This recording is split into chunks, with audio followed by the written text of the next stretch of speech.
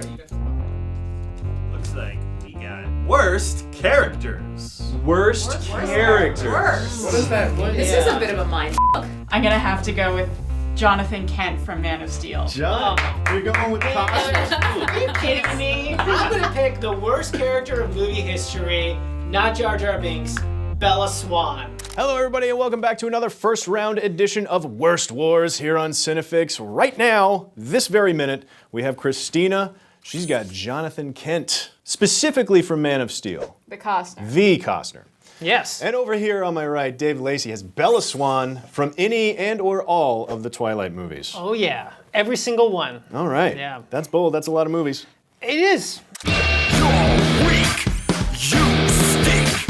Let's face it, you're a douchebag. So we're going to do this the way we always do this. 2 minutes for opening arguments, 1 minute for rebuttal, and then some free-form kind of debate. Nice. Got a coin that flips, and once it flipped, it said Christina's going first. Oh my gosh. You surprised? I mean, it was 50-50 shot. Yeah. No, I just felt like I needed to have a strong emotion to draw the audience in. Time to quit stalling. Christina, you ready to go? Okay. 2 minutes starts right now. Go. Pa Kent. The very embodiment of the American way. The moral, upstanding citizen who taught his son Clark the values that he needed to one day don the mantle of Superman and be a hero. Except we're talking about Man of Steel, where Jonathan Kent is kind of a complete asshole who doesn't care about how many people die or how much his son suffers, as long as the world doesn't figure out his little secret. This is the man who taught his son Clark that he should sacrifice the lives of a dozen school children so that he could protect his own, his own secret in some completely unsubstantiated, absurd notion that the world isn't ready to see that my son's super strong. Look, when Clark was a kid, I'll buy that he just thought that like his son wasn't ready to be thought of as different and out there. But once he grows into a man, he's literally arguing with his father about wanting to go public and help people just before his father dies in the most idiotic scene in cinema history. Clark is insisting he's ready. Jonathan insists the world isn't ready. What does that even mean, Mr. Kent? What does that even mean? Does it mean that you really need your wife, your son, and your dog to be alone in this world without you until the world is ready for some amorphous day when they're ready to confront the fact that your son's an alien? It's not that he wanted Clark to live a normal life. That I could relate to. No, he straight up says to Clark that he's destined for an extraordinary life, but he needs to wait for the day, with no definition whatsoever, that he and the world is ready. But that doesn't mean anything, and therefore, Pa Kent in Man of Steel, pretty terrible character. Pa Kent wants kids to die. Dave, you ready? I am ready. You got 2 minutes. Go. Okay. All right, guys, well, thanks. I'm really glad that we have Worst Wars going on because I've had a bone to pick with Bella Swan like most of my life, well, at least when the Twilight movie came out, and this was time to air those problems. Okay, so first off, we gotta talk a little about Twilight to give context to Bella Swan. I like to think of Twilight as how a crazy narcissist becomes obsessed with an albino boy and forces him into a relationship. But, let's get on to Bella Swan, okay? Now, there's a lot of stuff I could say about Bella Swan. There's literally books and books and movies full, but I'm gonna stick to a few different subcategories for this one. First off, I just have to say she is crazy, and I mean like batshit crazy, okay? Now, the movie starts off with Bella, new school, right? She's such a narcissist that she ogles this poor boy from across the cafeteria, and then she walks up to him, and because he doesn't have the audacity to, or because he doesn't speak to her rather, she literally says that she needs to confront him and demand to know what his problem was because he didn't speak to her in class. So apparently everyone has to talk to Bella or they have a giant problem. They need to be accosted for it. Also, when he finally manages to break free of her in New Moon, she sits in a chair for 3 months. That's how she deals with this guy leaving, who, by the way, she pretty much forced in his relationship. This is an 18-year-old, by the way. Then she wails all night long, keeping her dad awake, who, by the way, is the freaking chief of police in this town. So essentially, she's putting the entire town at risk, which she does more so of later just by doing that. Next up, she's sending emails to Alice over and over again that she knows are not being delivered, which is literally the definition of insanity, by the way. Also, on top of that, she the only way he's gonna marry her, right? The only way she's gonna marry him is if he turns her into a vampire, which is going to break the treaty with the werewolves and start a war, but she doesn't care as long as she can be immortal and be with this boy she's obsessed with. So Bella is literally crazy, Dave's got a bone to pick, and Christina has 1 minute starting right now, go.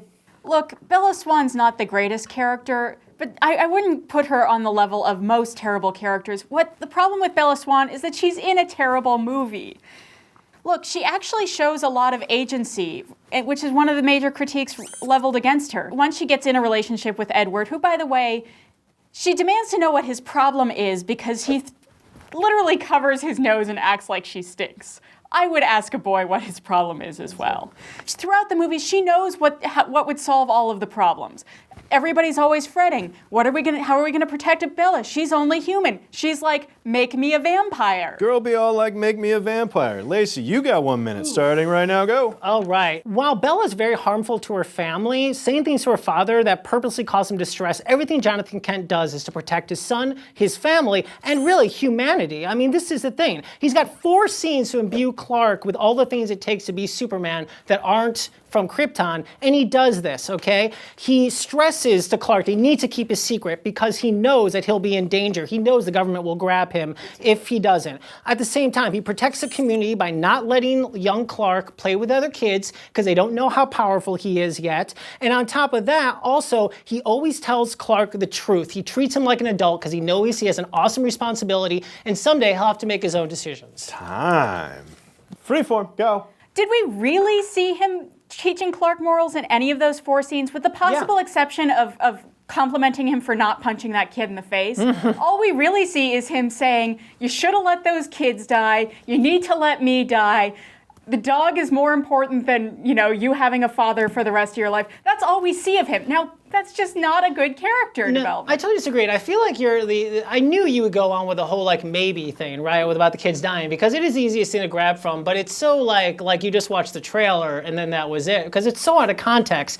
Because he says right after maybe that there's more at stake here, Clark, than just our family and the people around us. This is gonna change humanity forever when you finally come out as Superman. And the thing is, people are gonna be afraid and people are gonna freak out, and it's really going to alter everything. And he knows Clark needs to be ready to handle that. The tornado scene, however, I analyzed it. I went back, and actually, it's not that bad. Look, the fact is, he decides to go back for the dog when Clark is obviously the better choice to go back for the dog. That's messed up. That's his son. Why would he go back and do it? Because he was f***ing invincible. Oh, really? How invincible was he at that point? Tell me, how invincible did they know Clark was at that point? See, this is the thing, I watched back... He had a higher tensile strength than steel. No, he didn't. He crushed that fence when he was still a pre-teenager. He did crush the fence, and he was able to handle bullies. The weight of an entire school bus without it crushing him. Okay, that's fair. So, he did do that. Dude. But at the same time, he didn't know he could survive a tornado full of cars ramming into him. They had no idea how powerful he was. And Pa Kent could. Look, he wasn't going to. He wasn't going to. You know what? He's still the better choice. I'm sorry. I'm sorry. I know that you're an advocate here for parents putting their children in danger so that they can be selfish, which actually makes sense because Bella Swan is like the most selfish character in the history of all movies. So it makes sense that you would defend that. No, the most selfish character in Twilight is Jacob. Yes, unequivocally, yes. She tells him multiple times, don't touch me, don't kiss me, leave me alone, I've made my choice. No, you're so wrong. Actually, he forces herself on him. Okay.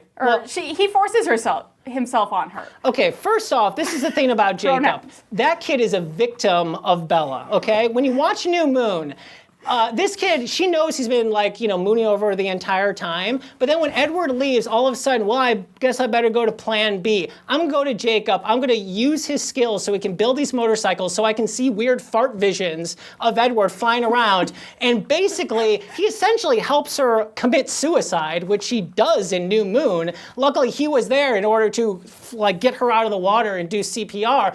But once a Cullen shows up, after she has been really like stringing him along the entire time, she pretty much just treats him like a piece of crap. She's pretty much, get out of here. I don't even care about you anymore. And by the way, talk about psycho if that wasn't enough. So anyway, they were sort of like having this weird relationship thing, not really, right? And then he stops returning her calls. She literally ambushes him and goes, "You can't break up with me."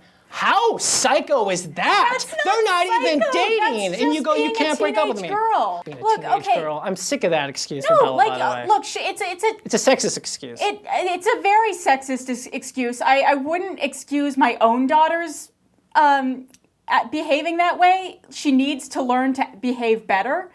But yeah, she does act selfish. She does make terrible decisions, and she is overly dramatic about boys.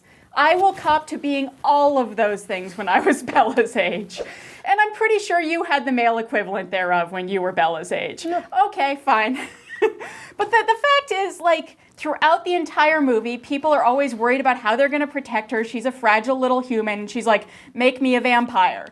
They're like, "Oh, no, we can't do that. Something about your soul or something." Even though we've seen that vampires are pretty much capable of like morals and restraining themselves and controlling themselves and caring about others, unlike Jonathan Kent. And then like when she becomes a vampire, she's like the badassiest, sparkliest, awesomest vampire ever with totally amazing hair.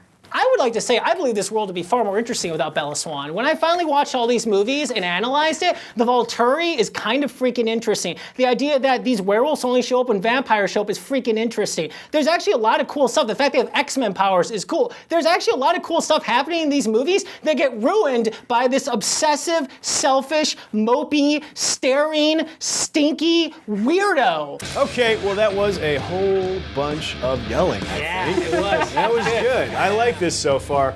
All right, everybody, down in the comments below, there is a comment that says, like this comment if you think Jonathan Kent is the worst. There's another comment that says, like this comment if you think Bella Swan is the worst. Remember, you're voting for who is the worst character. Give an upvote to the character that is the worst. Get down there, vote them up. Also, make sure to go over and vote on our other first round matchup that's up this weekend. It is Mutt Williams from Indiana Jones and the Crystal Skull against Batgirl from Batman and Robin. Get over there, let us know who wins. Click like, subscribe, and come back next week to find out who's in the semifinals. Worst wars! It was yelling, right? That was good. That's what we're doing here, right? We're yelling? Yeah. Okay. Yeah. Okay, good. I'm glad I got in on it then.